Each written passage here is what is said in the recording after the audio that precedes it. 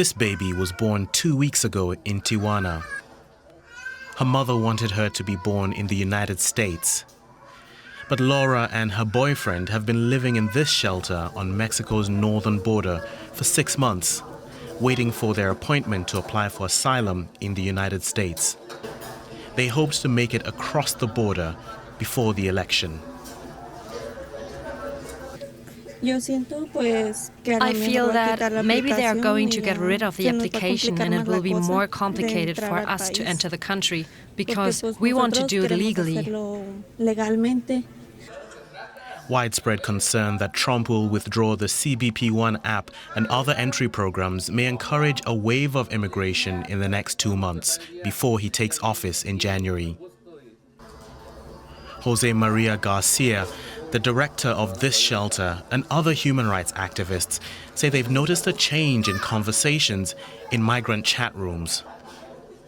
Right now, we are expecting some caravans will start out from the southern border. The community is increasingly seeking to enter in an irregular manner. That's a serious problem, as there's a very strong issue of insecurity. A risk that will multiply if Trump closes the border on his first day, as one of his advisors has suggested.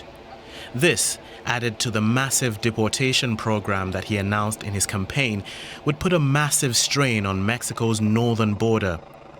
The government of the state of Baja California itself has already anticipated this and claims that at least 40% of the shelters in Tijuana still have capacity. However, the cold and dust in these tents are bad conditions for babies. Claudia is a new mother. She's from Colombia and worried.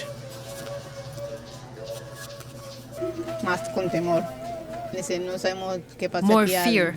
We don't know what will happen between now and January 20th, what change he's going to make. Because we can see that his change is drastic, very hard. If we can't, we have to wait here in Mexico to see what happens. With majorities in Congress and the Senate, Trump would be able to implement anti-immigration measures and impose tariffs on Mexico if it does not stem the flow of foreigners. He made similar threats during his previous term, and the Mexican government made life much more difficult for migrants. But the numbers of migrants increased anyway. The current Mexican administration has little room to maneuver to comply with Washington's expected demands. It doesn't have the capacity to stop the entire flow.